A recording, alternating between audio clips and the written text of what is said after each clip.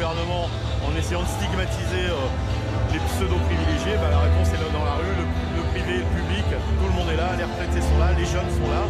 Ça montre qu'on est tous et toutes concernés par ce mauvais projet et qu'on est tous là pour dire on n'en veut pas.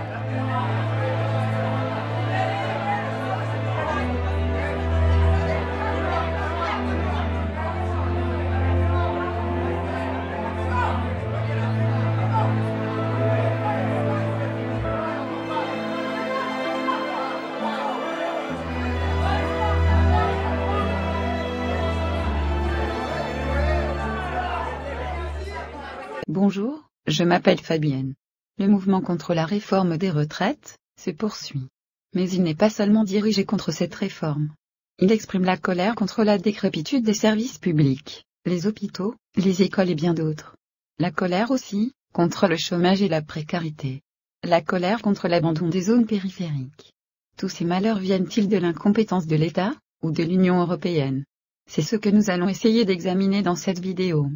Vous y trouverez des interventions de Jean-Luc Mélenchon, député de Marseille et président du groupe parlementaire des Insoumis, Jacques Sapir, économiste, Olivier Delamarche, analyste financier, interviewé par Estelle Farge, Charles Gave, analyste financier, interrogé sur Sud Radio, François Boulot, avocat et gilet jaune, et François Asselineau, président de l'Union populaire républicaine. Vous trouverez tous les liens dans la description.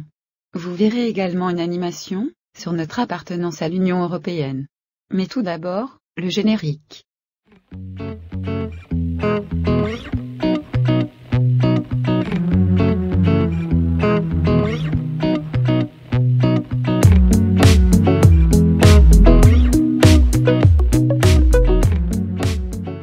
Tout d'abord, nous allons écouter quelques interventions, afin de nous faire une idée du problème.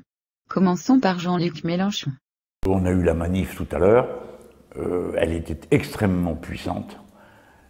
Beaucoup de gens dans la génération des anciens étaient très émus parce que beaucoup disaient c'est la première fois qu'on voit une mobilisation pareille dans Marseille. Moi, ma place est un peu spéciale parce qu'à la fois je suis dans la manif, au téléphone avec les amis qui m'informent de ce qui se passe dans les autres villes, et ce qui m'a frappé, c'est la profondeur de la mobilisation. Quand je dis la profondeur, c'est-à-dire que c'est étendu pratiquement à tous les chefs-lieux de département dans le pays, où il y a eu des nombres tout à fait significatifs de participants. Ici ou là, c'est 10 000, 8 000, 5 000, mais ce qui me paraît le plus frappant, c'est que c'est des tas d'endroits où d'habitude, quand il y a une manif comme ça, on est 200, quoi. Et là, non, ça se comptait plutôt en milliers qu'en centaines ou qu'en dizaines. Ça, c'est pour la diffusion géographique. Et puis l'autre aspect, c'est la diffusion générationnelle et sociale. Générationnelle parce que, par exemple à Marseille, il y avait des étudiants, il y avait des lycéens, et puis il y avait des retraités qui venaient manifester avec ceux qui défendent le système des retraites. Et des retraités, donc voilà, ça c'est pour toutes les tranches d'âge étaient là. Et puis ensuite c'est social, c'est-à-dire que pour la première fois, il y avait vraiment beaucoup de cadres dans la manif. Il y a une prise de conscience dans les classes moyennes qui sont plutôt dans le haut de la hiérarchie des salaires, ou dans le milieu, on va dire, pour pas exagérer, que cette affaire est en train de mal tourner pour eux. Parce que le système de la retraite à points, que propose de faire Macron, ne vous occupez pas des détails de ce qu'il raconte, qui sont tous des mensonges. Ce qui compte, c'est de comprendre comment ça marche, un système de retraite à points. Vous cotisez, mais vous savez pas combien vous toucherez à la sortie. Vous ne savez pas quelle sera la valeur du point de retraite que vous achetez tous les mois. Vous ne savez pas non plus à quelle date vous partirez, parce qu'entre-temps, ils peuvent décider que le régime est plus d'équilibre, donc une nouvelle fois, on reporte l'âge pivot de départ à la retraite.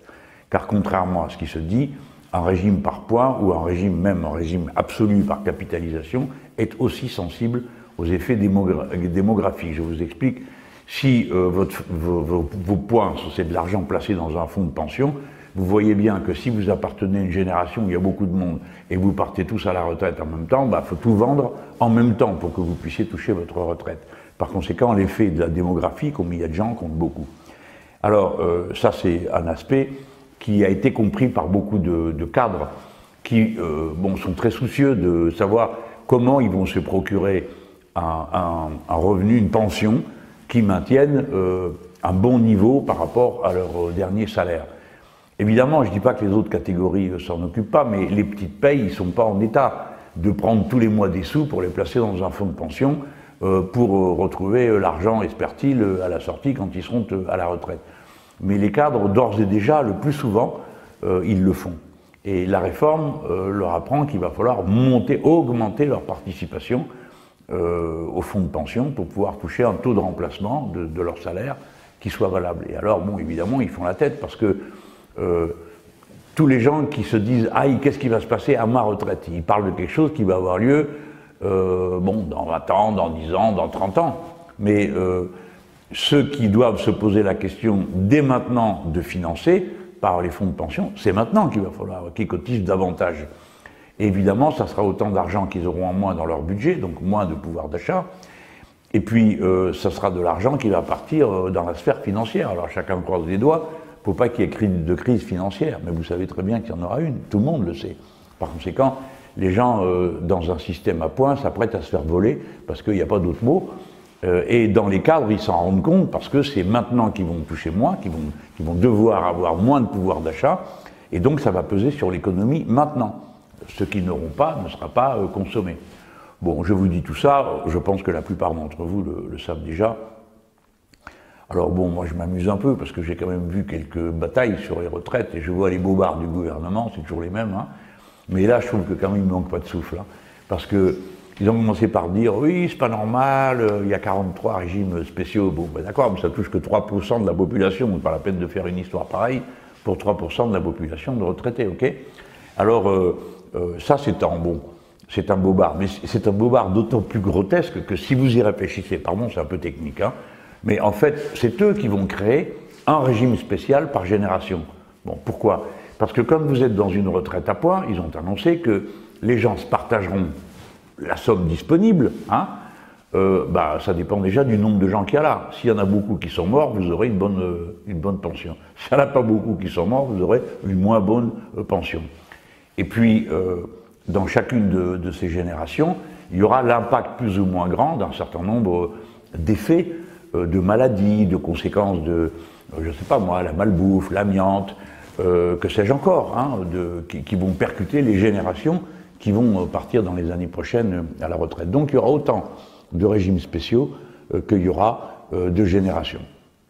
Alors, bon, je les vois faire ce numéro, mais alors le compte du ridicule, ça a été atteint aujourd'hui, quand ce pauvre Castaner, qui n'est vraiment pas un aigle, hein, dit ah ben nous allons voir comment maintenir le régime spécial des policiers. Alors il faudrait savoir pourquoi.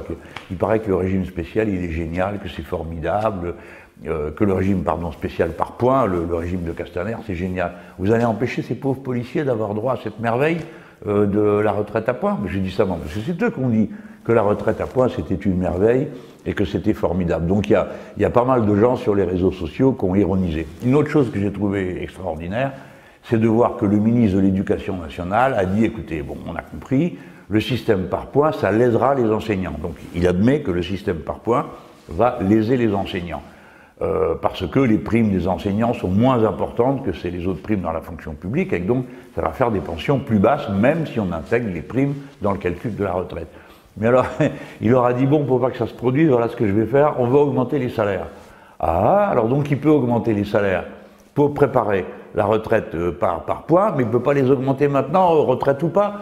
Moi, je pense que les enseignants, ils n'ont même pas eu besoin de faire un jour de grève, que l'autre leur avait déjà cédé une augmentation de salaire. Puis pas une petite, hein, parce que pour arriver à rétablir la parité avec le reste des salaires, il va falloir bien passer à la caisse. Donc je félicite les enseignants qui ont gagné cette augmentation de salaire, et je dis à tous les autres, ben, vous voyez, vous n'avez qu'à en faire autant.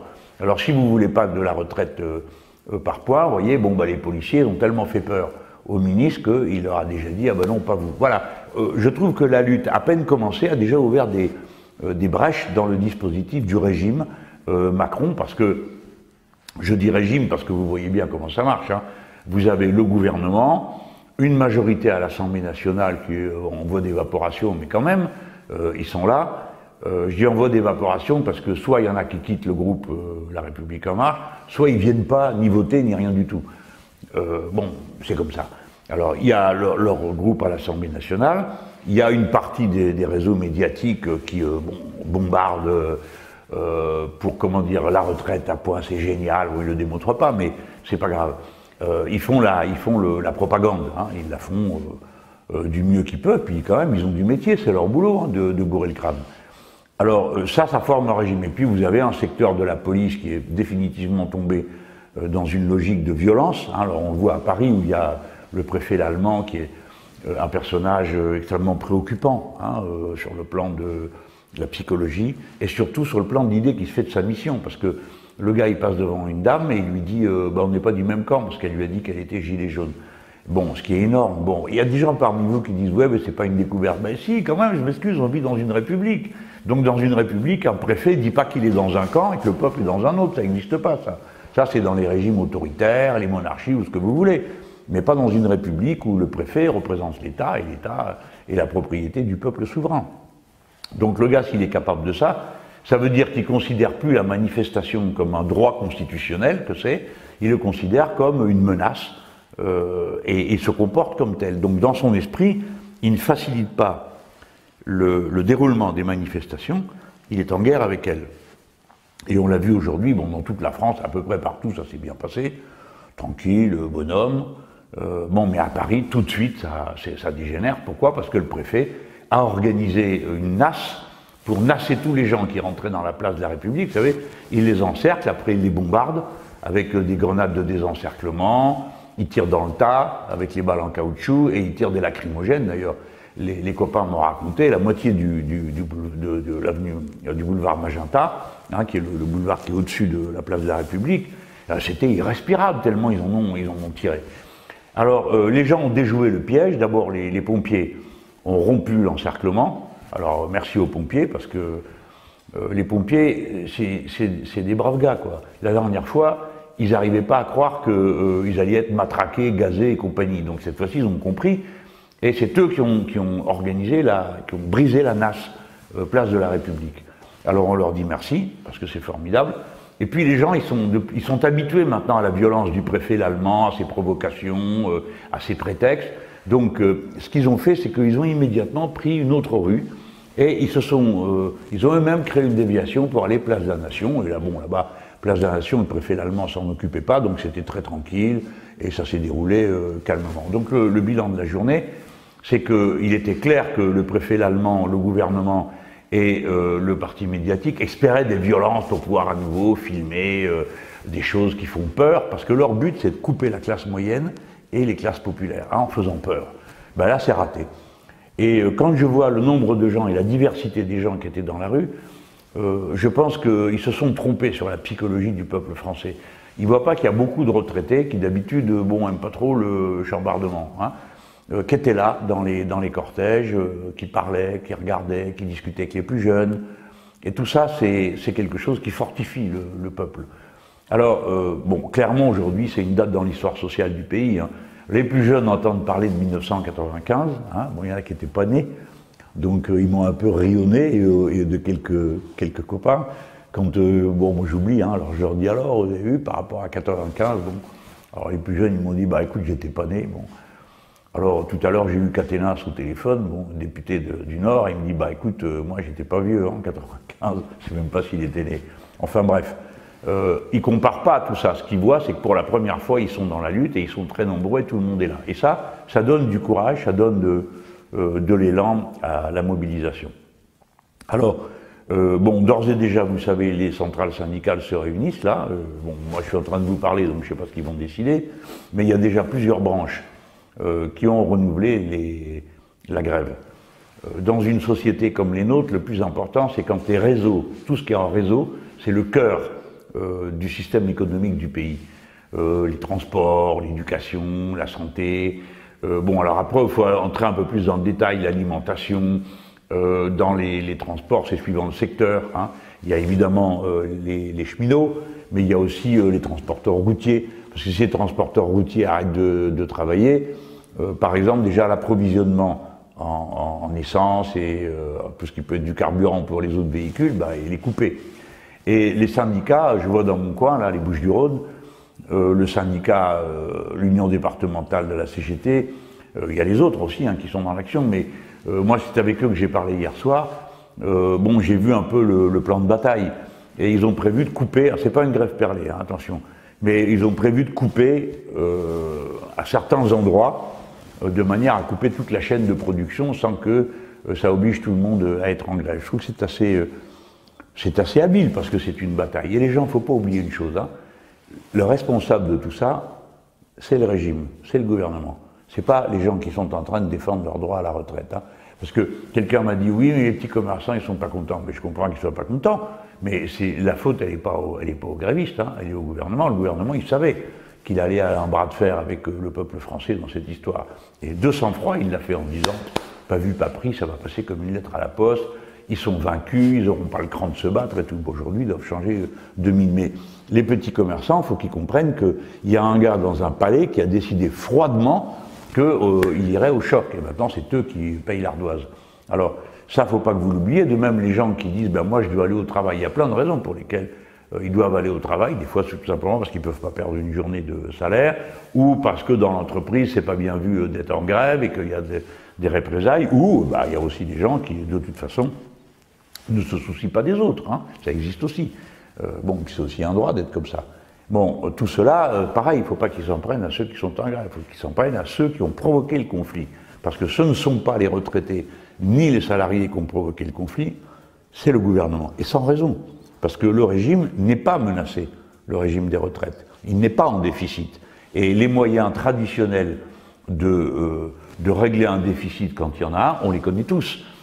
C'est augmenter le nombre de gens au travail. Bon, alors ils vont nous dire, ben non, c'est pas possible, ça se décide pas. Bon, très bien. Ou augmenter les salaires. Ça, si, ça se décide. Hein. Et compte tenu du niveau de l'accumulation qui se produit aujourd'hui du côté du capital, des fortunes qui s'accumulent, des distributions de dividendes qui sont sans précédent. Hein. Le dividende, c'est la part qui vient pour rémunérer une action, pour payer un investissement. Bon, c'est du pur parasitage, mais ça a tellement gonflé que là-dedans, il y a de quoi faire une augmentation de salaire. Alors, quand vous faites une augmentation de salaire, vous augmentez en même temps la collecte des cotisations. Je termine en vous disant ça. Chaque fois que vous augmentez d'1% un salaire, vous ramassez 2,5 milliards de plus de cotisations. Donc après, vous n'avez qu'à calculer combien il faut pour arriver à combler la somme dont on a besoin. Et puis si vous voulez, il y a d'autres choses. Hein. À force de pousser les gens à regarder dans l'assiette des autres, moi je l'ai fait pour quelques-uns. Et je suis obligé de me rendre compte d'une chose. Quand aujourd'hui vous avez une bonne paye et que vous placez des sous dans un fonds de pension pour votre retraite demain, d'accord ? Le gouvernement a changé la loi et l'argent que vous mettez dans le fonds de pension, vous pouvez le déduire de vos revenus. Les gens, vous entendez, c'est comme si on vous prenait une cotisation sur votre salaire. Donc il y a des gens qui mettent de l'argent pour leur fonds de pension qui est déduit de leurs impôts. La part qui est déduite de leurs impôts, vous la payez tous. Hein. Ça marche comme ça. Hein. Tout ce qui n'est pas perçu est payé par le reste des gens. Et quand le moment est venu pour eux de toucher le dividende du fonds de pension, c'est dispensé d'impôts à 70%. Donc c'est pas juste, parce que c'est un privilège qui est réservé à quelques-uns. Mais là, ce sont les régimes de retraite complémentaires dans les fonds de pension. Ça aussi, c'est des régimes spéciaux d'une certaine façon. Bon, voilà, vous savez tout ça aujourd'hui. L'action, c'est une journée aujourd'hui dans l'histoire sociale du pays. L'action est reconduite demain dans beaucoup d'endroits. Et samedi 7, j'ai vu que la direction confédérale de la CGT a appelé à la marche dans les rues. Moi, ici, je serai à Marseille.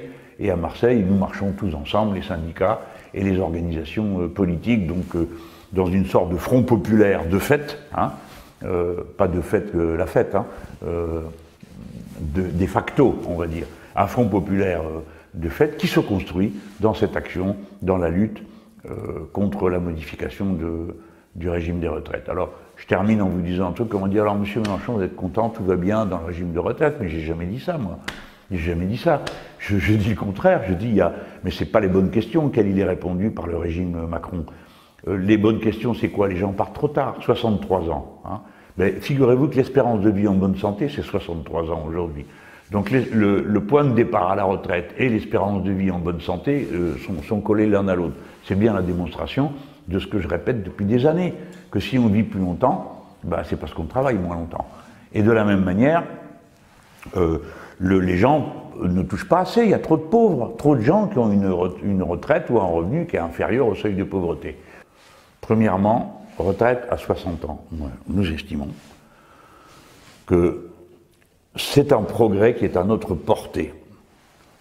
D'abord parce qu'on a eu déjà la retraite à 60 ans, que le pays est plus riche qu'au moment où on avait la retraite à 60 ans, et que c'est une bonne chose pour la société que les gens arrêtent de travailler, s'ils veulent, hein, s'ils veulent continuer, c'est une autre paire de manches, à 60 ans, parce que les forces baissent. Et que c'est l'intérêt de personne que les forces baissent trop. Parce qu'après, les gens tombent malades. Et vous savez, aujourd'hui, les gens de plus de 60 ans, la moitié est inscrit au chômage. D'accord? Alors, vous pouvez toujours vous amuser à dire, ouais, 62, 63, 64, l'équilibre, vous avez toutes les têtes d'œufs qui sont là, ils font des additions et des soustractions, et ils ont trouvé le point d'équilibre. Alors, c'est à 65 ans, puis alors là, ils se battent les flancs, ils disent, ah bon, on peut pas faire autrement, etc.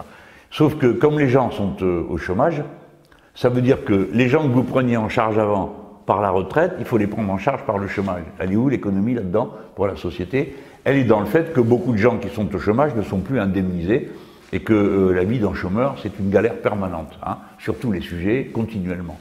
Alors, dites-vous bien que l'alternative à la retraite à 60 ans, elle n'existe pas. La bonne idée, c'est la retraite à 60 ans et les 40 annuités pour avoir une carrière complète. Et pour arriver à ce résultat, eh ben, il faut organiser la répartition des bénéfices d'une autre manière dans l'entreprise. Il faut augmenter les salaires. Pour augmenter les salaires, il faut qu'il y ait une part plus grande de la richesse qui est produite par les travailleurs qui, au lieu d'aller à rémunérer les parasites, soient employés à payer les salariés. Et à partir du moment où vous payez les salariés, leur cotisation augmente et le régime retourne à l'équilibre. C'est une affaire de vase communicant, cette histoire-là.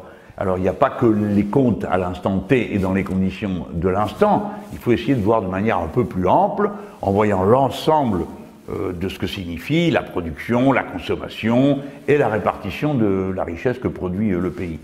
Voilà pourquoi notre projet, il tient la mer. Alors après, on a dit, pas une seule retraite pour une carrière complète, hein, avec les 40 annuités, pas une seule qui soit inférieure au SMIC.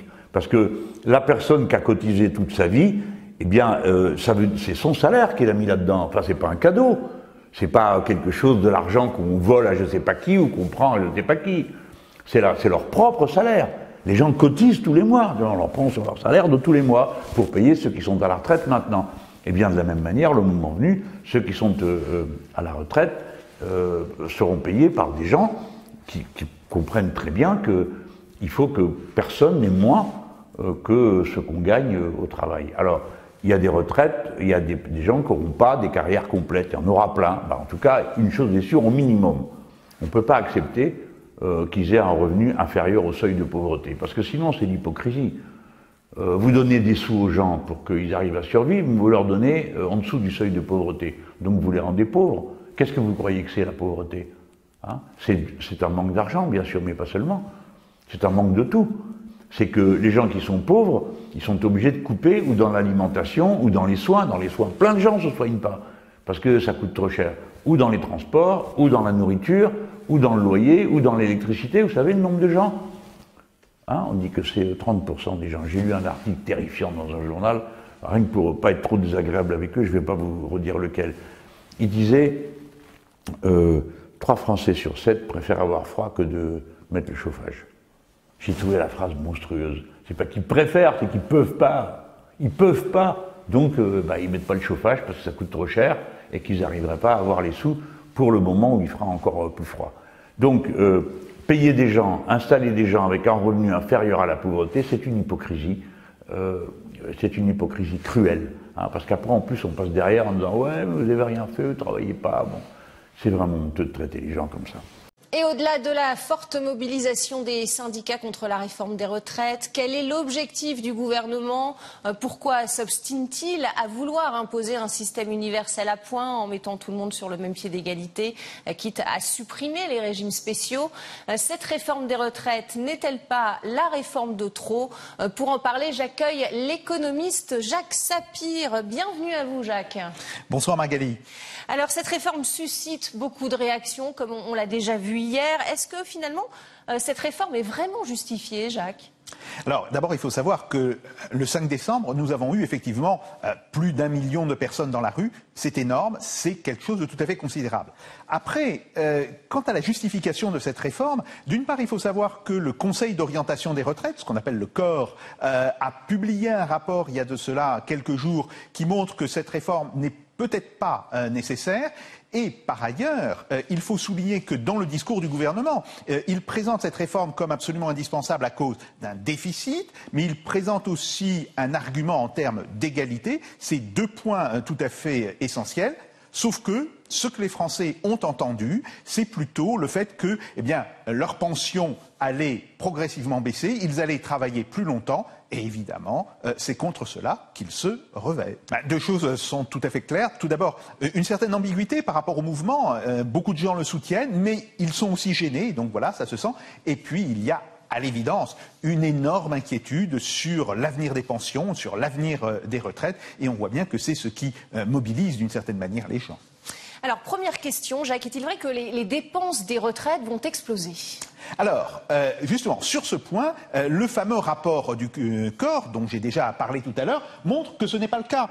Il y a eu une poussée vers 14% en 2014, et depuis 2014, on est arrivé aujourd'hui à une forme de stabilité qui, toujours suivant ce rapport, devrait se maintenir, quelles que soient les hypothèses qui sont faites sur la croissance. Alors, évidemment, avec l'hypothèse de 1%, c'est là où on se rapprocherait le plus des 14%, mais on voit que la courbe est pratiquement plate. Et en réalité, le pourcentage du PIB qui est consacré aux retraites baisserait dans l'hypothèse d'une croissance à 1,8%. Et pourtant, il y a bien un déficit, et le COR envisage même une aggravation de 9 milliards d'ici à 2030. C'est tout à fait exact, sauf que dans cette hypothèse, on ne fait que reprendre les prélèvements que l'État a fait sur les recettes. Alors, il faut d'abord savoir qu'il y a eu un gros problème de déficit jusqu'en 2009-2010. Ce problème a été progressivement réglé et en 2016 et 2017, le système des retraites était en excédent. Aujourd'hui, qu'est-ce qui se passe ? Eh bien, tout simplement, le gouvernement, et ça c'est le produit du mouvement des Gilets jaunes, veut redonner du pouvoir d'achat, mais il veut lui redonner du pouvoir d'achat sans augmenter les salaires. Résultat, il prend dans les poches de Pierre le système des retraites pour donner de l'argent à Paul aux salariés. Le gouvernement qui prétend que le système est complexe, il veut le simplifier pour davantage d'égalité. Qu'en est-il exactement ? Alors c'est absolument indiscutable, le système est complexe. Sauf que pourquoi est-il complexe ? Tout simplement parce que la réalité elle-même est complexe. Vous voyez, on a des caisses de salariés et des caisses de non-salariés, de travailleurs indépendants. Mais on a aussi des caisses de salariés du privé et les caisses de salariés du public, des fonctionnaires. On a aussi les gens qui sont des salariés dans des entreprises qui sont gérées comme des entreprises du privé mais qui appartiennent à l'État, cas de la RATP et de la SNCF. Et d'une certaine manière, c'est cette réalité qui ne rentre pas facilement dans la logique d'un système universel. Et cela nous amène évidemment aux fameux régimes spéciaux que le gouvernement veut supprimer. Que représentent-ils ? Alors, ces régimes spéciaux, en fait, il faut d'abord parler des régimes particuliers. Les régimes particuliers, il y en a 37. Au sein de ces 37, il y a 15 régimes spéciaux. Des régimes spéciaux qui ont des raisons très différentes d'existence. Tout d'abord, on a les régimes de la fonction publique régalienne, les militaires, les policiers, les pompiers. Point d'ailleurs sur lequel, en particulier pour les policiers, le ministre de l'Intérieur a déjà dit qu'on ne toucherait pas à leur régime. Après, on a les régimes qui protègent les salariés des entreprises et des organismes, soit publics, soit qui dépendent de la propriété d'État, EDF, GDF, la SNCF et la RATP. Et puis on a une troisième catégorie, ce sont des régimes qui proviennent de professions particulières que l'État a décidé pour des raisons de solidarité de soutenir. Alors, le cas des marins, c'est une évidence. Des cas qui sont peut-être plus discutables, la Banque de France, l'Opéra de Paris, la Comédie Française. Alors, ça fait beaucoup de régimes spéciaux. Comment est-ce qu'on en est arrivé là ?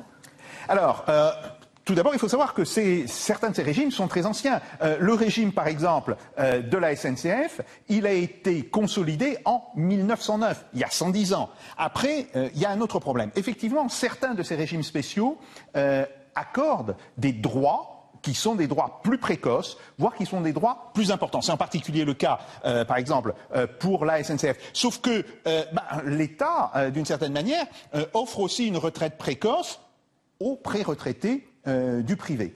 Et puis, on a aussi un troisième problème, c'est que très souvent, ces régimes spéciaux sont en réalité la contrepartie d'un salaire plus faible ou d'un travail pénible et qu'ils sont intégrés en tant que tels dans les négociations salariales, négociations qu'il faudrait entièrement reprendre en cas de suppression. Alors, je vous entends bien, Jacques, mais au final, est-ce que ces régimes spéciaux ne coûtent pas trop cher ? Alors oui, ils coûtent de l'argent. Ils coûtent à peu près 9 milliards d'euros cette année.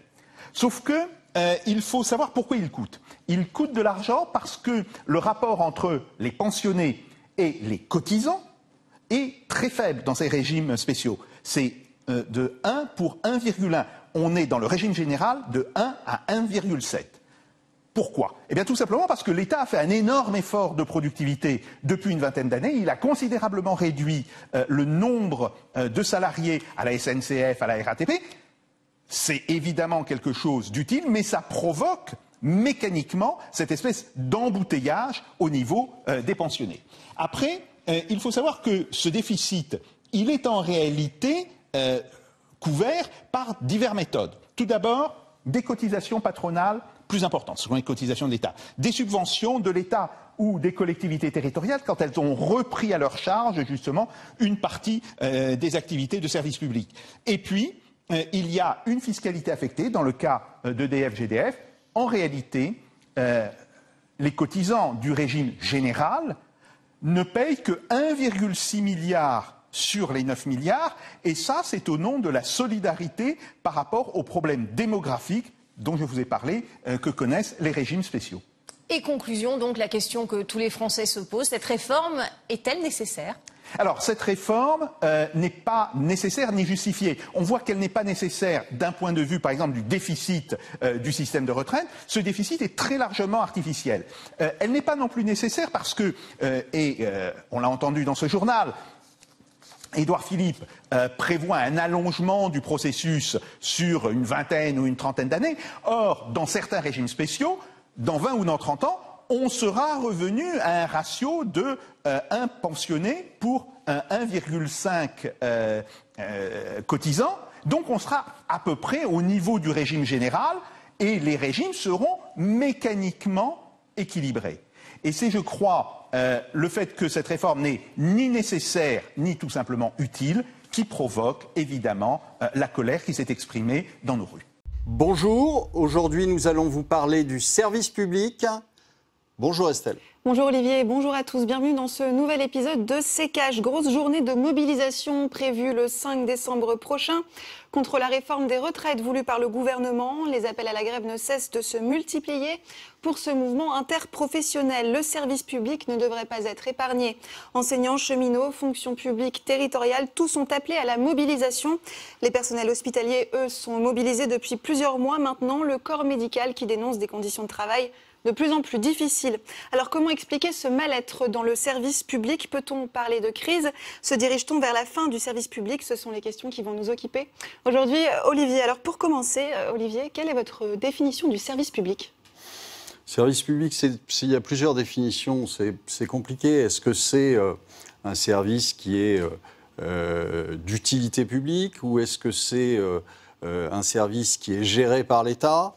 Je crois qu'il y a plusieurs définitions. Il y a des définitions juridiques et puis des définitions je dirais, d'État, de qualité de service. Et donc, moi, je m'en tiendrai simplement à c'est ce que gère l'État aujourd'hui.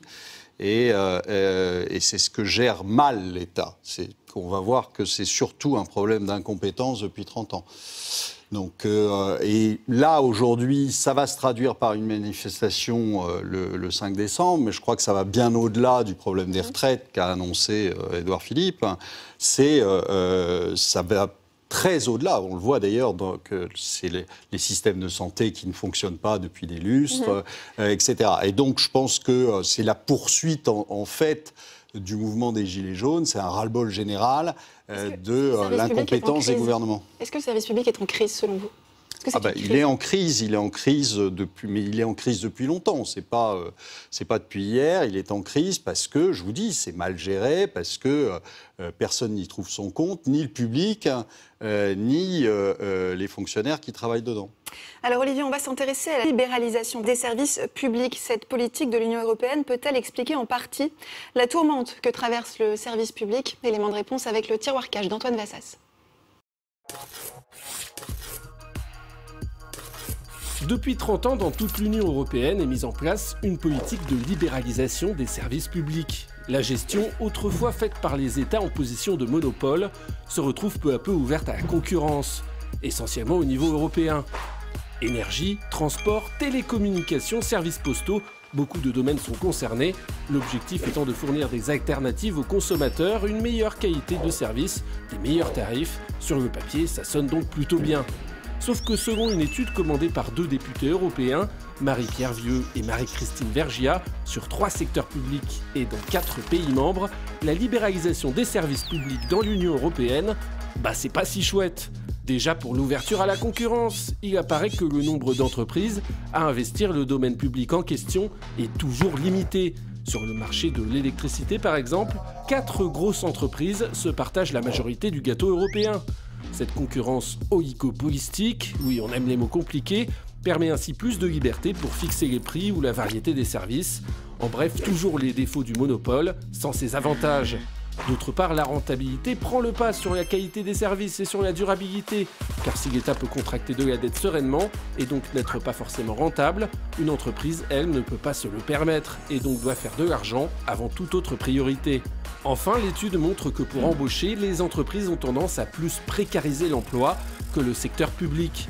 La libéralisation, sans doute un des facteurs importants pour expliquer la crise que traversent les services publics aujourd'hui. Olivier, est-ce que vous êtes d'accord avec ce qui vient d'être évoqué? La libéralisation, c'est un facteur de cette crise? C'est un facteur de cette crise avec, je vous rappelle, qui donne ces directives, c'est l'Union européenne. Qui impose finalement la privatisation de à peu près tous les services. Donc on a fait les autoroutes, l'électricité, bientôt les barrages, etc. Donc, et puis petit à petit, vous verrez qu'on va s'attaquer aux hôpitaux, qu'on va s'attaquer donc à la santé, on va s'attaquer à d'autres parties régaliennes de l'État, finalement, et donc qui vont petit à petit être adressées au privé. D'abord parce que ça fait des cadeaux aux petits camarades de jeu de nos dirigeants.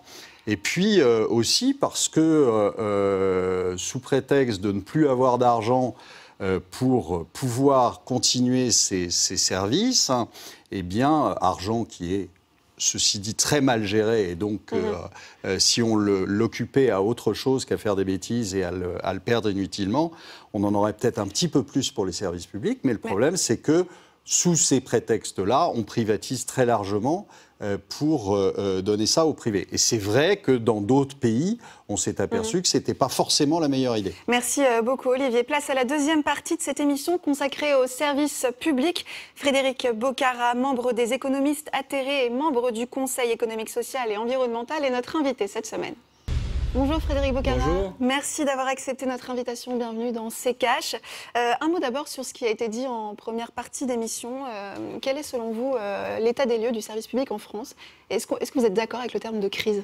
Il est en crise. Il est en crise. Alors on hésite. J'hésitais à dire il va mal et en même temps on a des services publics formidables. Donc il y a les deux choses. Mais il va très mal, il est en crise. Et cette crise... c'est à la fois une crise qui est provoquée par toutes les politiques et par, grosso modo, l'austérité considérable et toute une folie. Et puis aussi une crise de croissance parce qu'en réalité, à mon avis, les services publics devraient être au cœur d'une nouvelle vision de la civilisation et de la société parce que c'est les services aux personnes, c'est fondamental partout, en fait, les services publics, pour avoir un rôle, mais des services publics transformés, nouveaux. Mais il y a une folie dans les services publics. On prend l'hôpital, on voit bien sur l'hôpital, on pourrait faire des listes de... Mais un mot sur l'hôpital quand même, plus qu'un mot. L'hôpital, par exemple, on en est au point, on dit on va le gérer comme une entreprise, mais c'est même pire que ça. On gère les gens comme des bagnoles à la chaîne. Il y a un an, j'écoutais, mon vieux père était à l'hôpital, donc j'étais sensible à ça. J'écoutais, on disait, les infirmières, on a trouvé comment on va gagner. Il y a un manque ahurissant de bras, de nombre de gens, etc. On va gagner, on va leur faire un geste médical de plus par jour. Mais c'est débile. Un geste, c'est pas égal à un geste, on traite des personnes. Et puis il y a les problèmes d'argent. On viendra en particulier sur l'hôpital un peu plus tard dans cette émission. Aujourd'hui, le service public en général a quel défi? C'est quoi les enjeux majeurs aujourd'hui? Alors d'abord, un défi de financement, d'argent. Parce que, donc argent, coopération, gestion, démocratie. Voilà les 4 points, je dirais. Argent, parce qu'il faut de l'argent pour les services publics. Et aujourd'hui, le capital financier veut imposer partout sa loi. Vous le dites, il y a de l'argent, vous l'avez dit tout à l'heure, le problème c'est son utilisation. Et le capital financier, finalement, joue non seulement contre tout le salariat, mais contre toute la société. Et le 5 décembre, si les gens vont aller dans la rue, c'est les retraites, mais c'est bien au-delà, effectivement, comme ça a été dit. Donc, il y a ce problème du capital financier qui vient ronger, on paye près de 40 milliards d'intérêts de la dette. Ce n'est pas la dette le problème, c'est les conditions avec lesquelles on les fait. Parce que si on veut développer les services publics, il faut des avances avant. Et après, en produisant, on va rembourser ces avances. Mais ces avances, on les fait avec une dîme qui est prélevée par les marchés financiers, près de 40 milliards d'intérêts. L'hôpital, c'est 840 millions. Bon. Donc, coopération et pas concurrence. Il faut réfléchir à les services publics qui s'articulent entre eux. Si on prend la santé, on voit bien, il y a un problème de coopération entre les centres municipaux de santé que les mairies communistes avaient créés, qui est généralisé, les hôpitaux de proximité, les hôpitaux plus généraux, les médecins de ville. Bon. Transport, c'est aussi coopération entre les modes de transport. Police, c'est aussi un service public, mais entre la BAC qui fait tout et qui détruit les gens, mais le problème de la police de proximité, de coopération entre les services, là aussi coopération. Énergie, EDF qu'on est en train de démolir, coopération sont nécessaires, y compris coopération avec des entreprises publiques, voire des entreprises industrielles dont les services publics pourraient être donneurs d'ordre. Coopération, gestion. Des critères de gestion complètement fous de la rentabilité financière qu'on décline jusqu'à nombre de gestes par infirmière et par jour. Au contraire, il faudrait une gestion avec des critères d'efficacité sociale ou d'efficience sociale, au lieu de chercher le profit, l'efficience. Et des fois, ça demande peut-être plus d'avance, mais à la limite, à la fin, on dépensera moins parce qu'un seul bon geste ou 2 bons gestes, ça soignera ou ça fera bien les choses. Et enfin, démocratie. C'est-à-dire, pour les personnels et pour les usagers, je pense que les services publics ont été trop fermés jusqu'ici, même quand ils marchaient, et il y a probablement un saut à faire pour une nouvelle démocratie dans les services publics, une co-construction du service public rendu. Pour en venir au point de vue économique, Olivier, le problème dans les services publics, c'est la dette ou le manque d'argent? C'est les deux. Je vous dis, c'est une mauvaise gestion. En fait, on est géré par des incompétents depuis 30 ans. C'est ça que ça veut dire. C'est-à-dire que si au lieu d'utiliser de l'argent et en fait sous prétexte d'investissements qui sont en fait pas des investissements du tout et de le dilapider à droite et à gauche, si on s'en servait réellement pour sortir les gens de la rue, pour améliorer les hôpitaux et le fonctionnement des hôpitaux. Enfin, je sais pas, on a tous été à un moment ou à un autre aux urgences. Aux urgences, on voit un tas de personnes qui sont là et qui sont là pour renouveler des ordonnances. Donc, c'est pas un service d'urgence. Donc, et vous faites 3 heures, 4 heures, 5 heures la queue, 6 heures la queue. Vous êtes là en train de pisser le sang dans un couloir. Personne ne peut s'occuper de vous parce qu'ils ont personne. Donc, c'est de la mauvaise gestion. Ça, c'est pas autre chose. Alors, il y a aussi des manques de moyens parce qu'on préfère aller faire des bêtises plutôt que de donner l'argent là où il y en a besoin. Mais c'est global et c'est global sur énormément de choses. Il y a des décisions. Vous avez une décision dans les transports qui a été le tout TGV, etc. Résultat, il n'y a plus de lignes intercités, ou très peu, et les gens ne peuvent plus se déplacer. Donc, vous avez tout un tas de décisions qui ont des répercussions énormes, et donc c'est de la mauvaise gestion plus qu'un manque de moyens. Les moyens, on peut se les dégager si on fait vraiment le boulot intelligemment. Malheureusement, c'est pas en France qu'on fait les boulots les plus intelligents. Je dirais plutôt, derrière la mauvaise gestion, il y a une logique qui impose une mauvaise gestion, en On est réalité. d'accord. Il y a une logique de fond. Parce que sinon, il suffirait de changer les gens, il y a des méchants gens, il faut les jeter ou les mettre à la potence. Non, il y a Mais on toute les une jette logique pas. qui On les jette imprègne... pas. Oui, mais même, On il y a est toute une toujours, logique qui imprègne ça, c'est-à-dire il faut dégager de la marge et du profit. C'est une approche pour trop vendre. budgétaire, en gros. On ne doit pas considérer le En service termes de public comme une rentabilité, entreprise. une approche en termes de rentabilité, parce que des moyens existent, mais on ne les utilise pas. L'hôpital, prenons l'hôpital. L'hôpital, depuis 2010, ils ont arrêté les investissements. C'est comme ça qu'ils ont cru régler le problème du poids que leur pesait la dette. Enfin, ils ont continué un peu d'investissement, mais on est passé de 10% de leurs dépenses en investissement à 5%, on est divisé par 2. Il faut des investissements nouveaux pour l'hôpital. Et puis, c'est l'activité qui va permettre de rembourser. Mais l'hôpital, l'État, il dit on reprend la dette. Il reprend qu'un bout, il reprend 10 milliards, il y a 30 milliards. Bon. Mais il reprend la dette, sauf que les intérêts, on continue à les payer, alors que la BCE, elle donne du 0%. Pourquoi elle ne donne pas du 0% pour les services publics? Donc les 840 millions d'intérêts que l'hôpital paye, tous les hôpitaux, on pourrait les réduire à 0. Or, coup de bol, entre guillemets, c'est ce que le gouvernement met en avant comme plan d'économie pour l'hôpital. Il ne faut pas réfléchir plan d'économie, il faut réfléchir plan de réponse aux besoins et quels moyens on a pour répondre aux besoins. Et en plus, on peut alléger les 800 millions. Mais ils ne veulent pas, parce que soi-disant BCE. Alors on va dire c'est Europe. En partie, oui.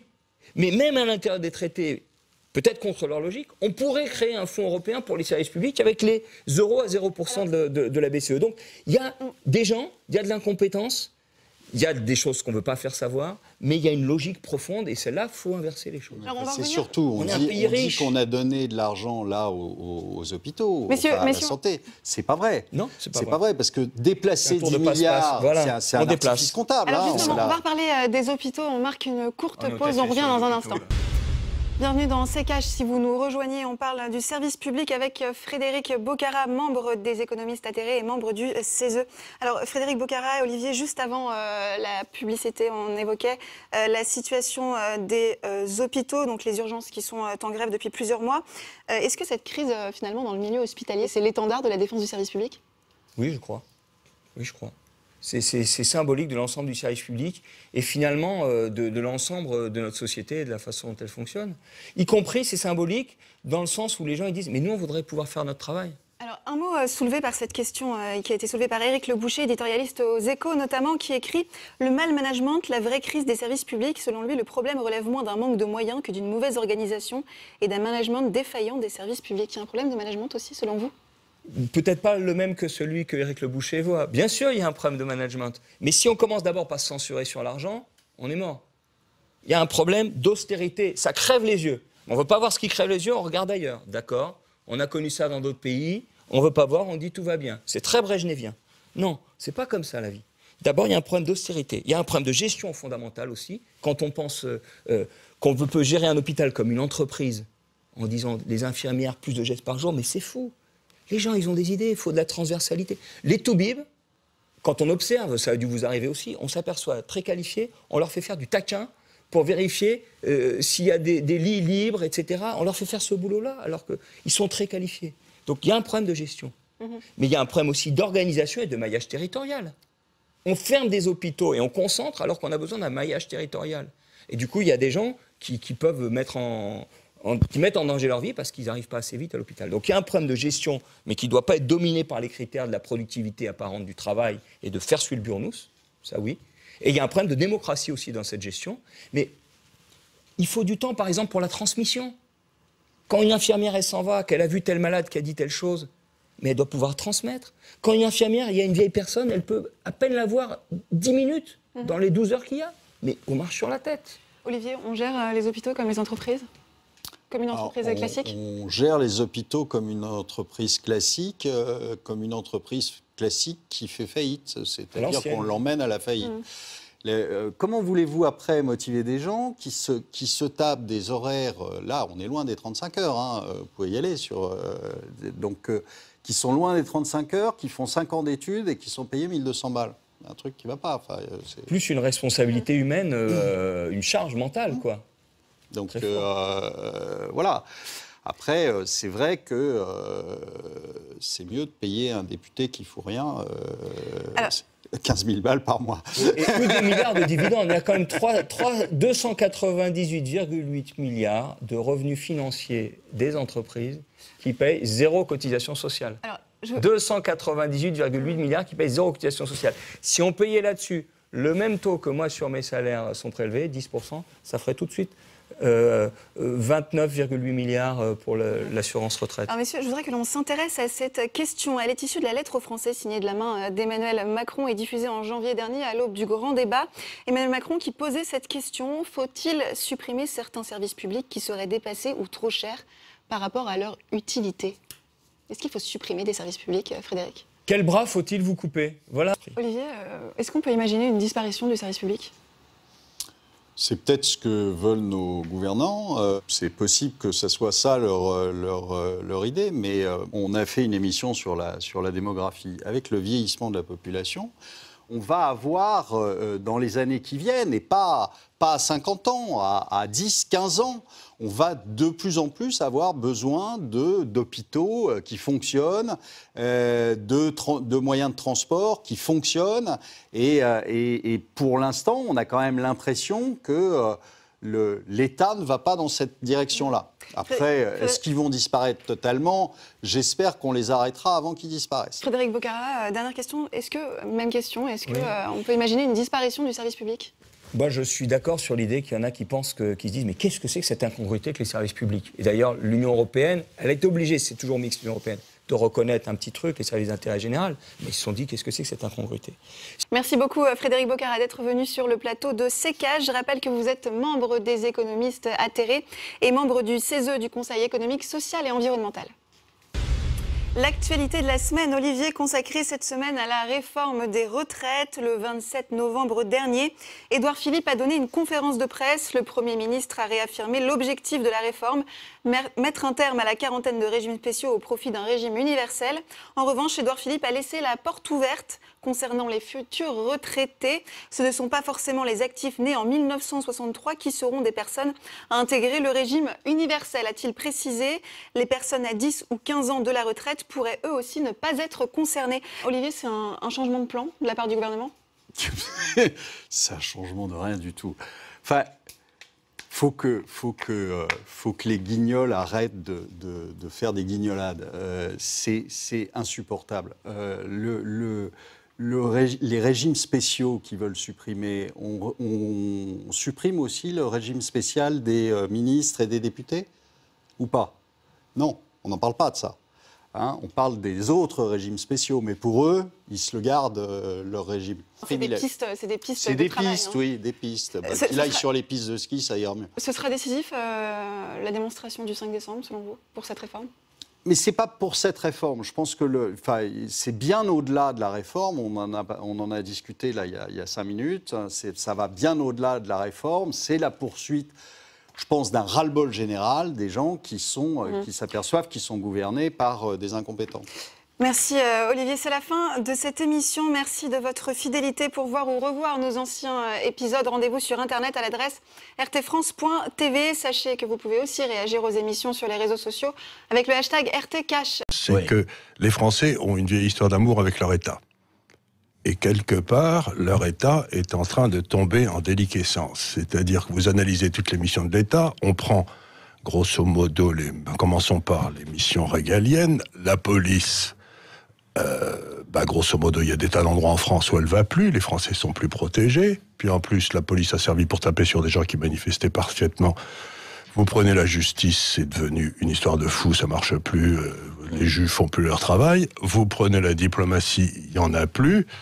Et vous prenez finalement l'armée, c'est devenu ça n'existe plus, il y a un avion sur 6 qui vole, etc.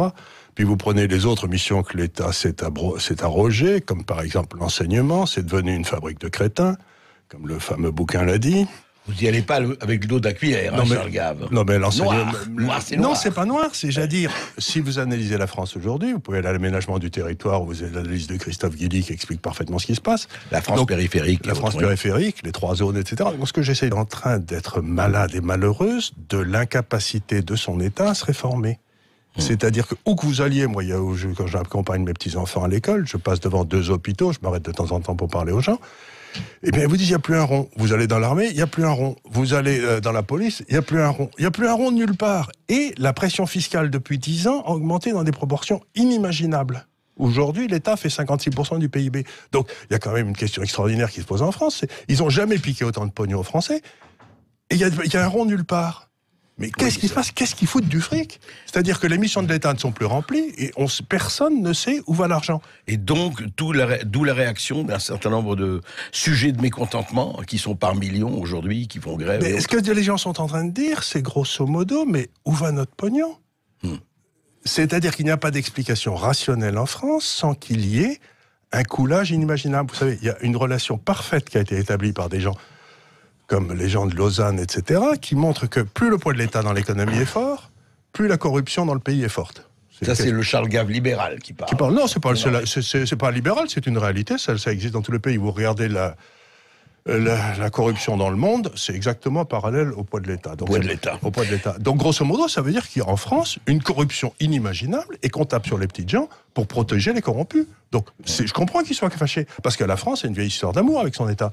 La France a été créée par un État. C'était l'État avant la nation, d'ailleurs. C'était l'État avant la nation. Donc, si vous voulez, quelque part, les Français sont foudrages que leur État, ce bien commun, ait été capturé par des brigands. Donc, la première des choses qu'il faudrait faire en France, depuis un certain temps, c'est faire un audit des dépenses de l'État. Je veux dire un audit citoyen, qui ne soit pas fait par la Cour des comptes, mais qu'on sache. Le problème, c'est qu'on a bâti un système où les élus sont les élus de la fonction publique. Si vous voulez, il ne faut pas oublier que dans beaucoup de démocraties, le fonctionnaire peut se présenter aux élections, mais une fois qu'il est élu, il ne retourne jamais dans la fonction publique. Absolument, c'est pas le cas en France. Vous rigolez, vous allez dans votre sécurité. Vous allez dans votre corps d'origine, vous revenez et vous présentez comme ça. Donc, il faut faire un audit des dépenses publiques et déclarer le fonctionnaire inéligible. Pensée dominante qui est infusée dans les esprits depuis 40 ans au moins.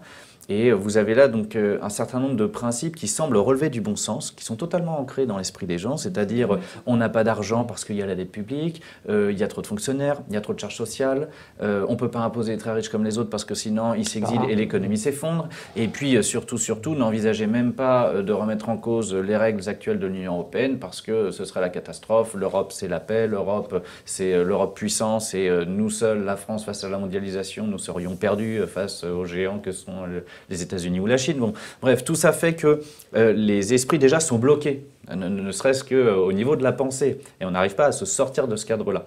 Et ça, c'est le cadre que j'appelle la prison des esprits.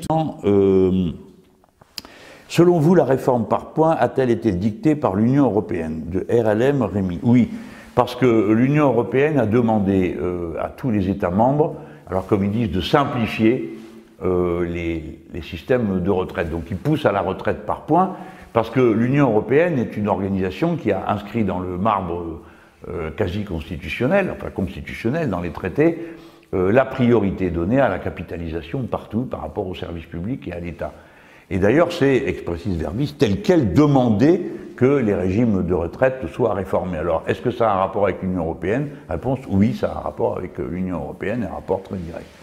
Les problèmes et la colère des Français sont-ils dus à l'incompétence et à la corruption de nos dirigeants, comme l'insinue Charles Gave? Ou bien résulte-t-il de notre appartenance à l'Union européenne, comme le suggère Mélenchon? Peut-être des deux. Michel va nous présenter une petite animation sur la dépendance de la France à l'Union européenne, et sur les avantages que nous tirerions d'une sortie de cette organisation.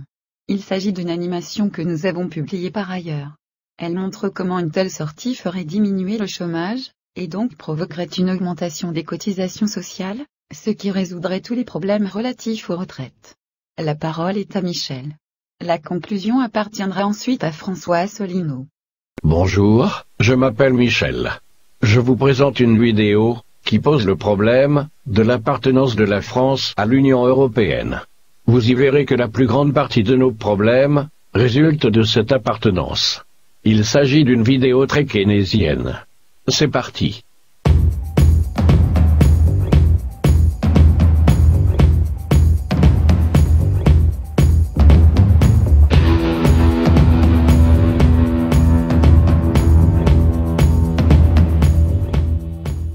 La France fait partie de l'Union européenne.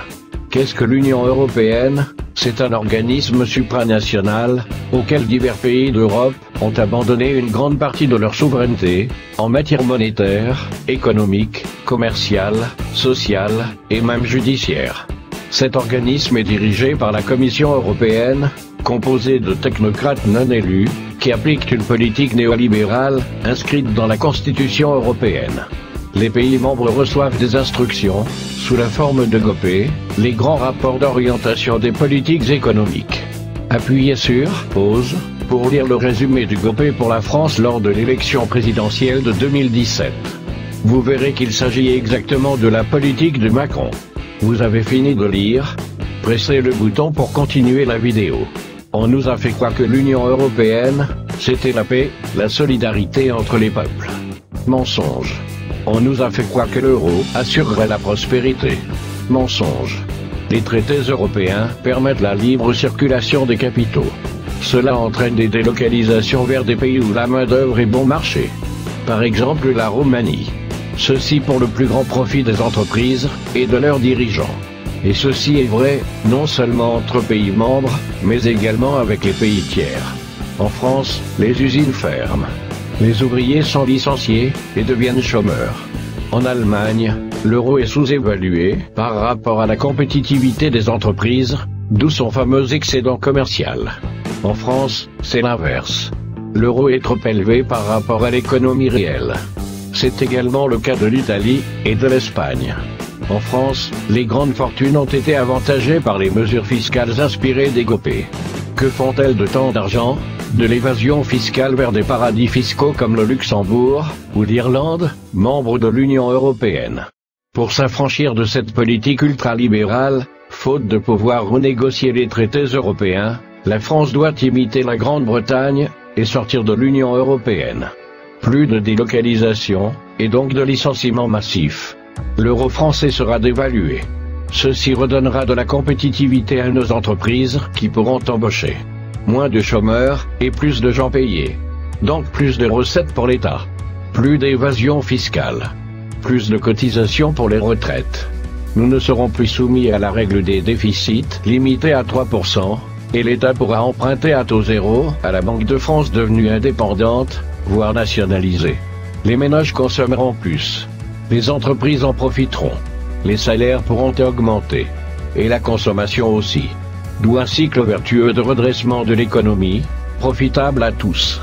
D'où des meilleures recettes de l'État avec une TVA qui pourra être revue à la baisse. Avec ses emprunts et ses nouvelles recettes fiscales, l'État pourra financer un grand plan de rénovation des infrastructures, en particulier dans les régions défavorisées. Il pourra développer les services publics, comme les hôpitaux et les écoles. Il pourra lancer un grand plan d'investissement pour la transition écologique. Tout ceci créera des milliers d'emplois. Et donc plus de cotisations pour financer les retraites. Et encore plus de recettes fiscales. L'évasion fiscale ne sera plus possible. Et progressivement l'État pourra rembourser sa dette. Nous ne serons plus soumis aux accords de libre-échange de l'Union européenne, comme le CETA. Et nous n'importerons plus de la viande de bœuf aux hormones, transportée dans des cargos polluants. Les agriculteurs ne seront plus soumis à cette concurrence déloyale et pourront nous fournir de la nourriture saine. L'État les aidera, avec l'argent qu'il ne donnera plus à l'Union européenne. Et ils pourront cotiser pour de meilleures retraites. Et encore, nous n'avons pas parlé des travailleurs détachés, qui sont payés en France, mais dont les cotisations sociales sont payées dans leur pays d'origine. Bien sûr que je me mets à la place de tous les banlieusards, de tous les gens qui ont des transports. Il fait froid, en plus il va y avoir bientôt les cadeaux de Noël. Si la grève est reconduite, ça va créer des agréments. Mais de quoi parlons-nous? On parle de la destruction des retraites en France. Je l'avais dit pendant la campagne présidentielle. J'avais dit quiconque sera élu restera dans le cadre de l'Union européenne s'attaquera aux retraites. Je l'avais dit lors du dernier débat sur France 2. Il faut savoir, et ça c'est là où l'UPR apporte quelque chose par rapport à tous les autres partis politiques français, c'est que tous les autres respectent une espèce de loi de l'omerta. Ils tapent tous sur Macron, Philippe ou Delevoye. Alors bien sûr, Macron, Philippe et Delevoye sont aux commandes. Mais en fait, ils sont les agents exécutants de politiques qui sont décidées ailleurs. La réforme des retraites, la suppression des régimes spéciaux, elle est demandée expressément depuis 2018 par la Commission européenne dans le rapport des grandes orientations des politiques économiques. Je renvoie tous les auditeurs à notre site upr.fr où ils trouveront tous les documents là-dessus. Mais François, nous tout de même, notre système est en déficit. Alors vous ne faites peut-être pas confiance, vous faites partie de ceux qui ne font pas confiance peut-être au Conseil d'orientation des retraites, qui prévoit un déficit de 7 à 17 milliards d'euros. Ce que je vois, c'est qu'avec les réformes qui sont actuellement en cours, on estime que le pouvoir d'achat des retraités va baisser entre 15 et 23%. Alors, est-ce qu'on en est sûr? Parce que le texte reste très flou du gouvernement, c'est bien le problème. C'est justement pour ça qu'il faut se battre. Je donne d'ailleurs rendez-vous à toutes celles et tous ceux qui veulent manifester avec l'UPR, parce que nous, on va manifester pour les retraites, pas seulement les régimes spéciaux, les retraites de façon générale, et plus généralement d'ailleurs la politique générale du gouvernement et les libertés publiques. Nous allons manifester, je donne rendez-vous au 144 rue du Faubourg Saint-Martin, c'est juste à côté de la gare de l'Est, où on va voir nos troupes, et là on va manifester en manifestant contre l'Union européenne, parce que c'est ça la véritable origine. Maintenant, pour répondre à votre question, il y a beaucoup de façons de réduire un déficit. On ne parle jamais des autres moyens de combler le déficit. 1. Augmenter les cotisations patronales. 2. Avoir une politique de la famille. C'est-à-dire qu'il y ait de plus en plus de cotisants, en définitive. 3. Réindustrialiser la France, ce qui nécessite de sortir de l'euro, d'avoir une monnaie nationale qui soit compatible avec la compétitivité de l'économie française. 4. Rétablir le contrôle des mouvements de capitaux pour empêcher les délocalisations. Parce que vous savez, il y a des études économétriques qui ont été faites, notamment par Philippe Murer, dans le cadre de l'association Res Publica, qui envisageait que si on sortait de l'euro et que le franc perdait à peu près 10% par rapport au dollar, on pourrait recréer 1 million d'emplois. Ça ferait 1 million de cotisants en plus, figurez-vous. Et donc on pourrait très bien rétablir de cette façon les équilibres. En fait, on a une politique qui est à courte vue. Imaginez qu'on baisse de 20% le niveau de vie des retraités en moyenne. Ça veut dire qu'il y aura 20% de consommation en moins. Ça veut dire que les rentrées fiscales vont également diminuer. On est face à une espèce de cercle vicieux, il y aura toujours plus de déficit. C'était les enseignements keynésiens, les enseignements de John Maynard Keynes, qui dataient de 1936, qui ont été complètement oubliés à notre époque. Vous êtes peut-être d'accord avec ce qui a été dit. Vous n'êtes peut-être pas d'accord, mais vous avez écouté les arguments. Dans les deux éventualités, j'espère que cette vidéo vous a plu. Si c'est le cas, soyez gentil, mettez un petit pouce bleu. Si vous n'êtes pas encore abonné à C'est dans l'air, vous pouvez le faire maintenant. C'est gratuit, et ça nous encourage.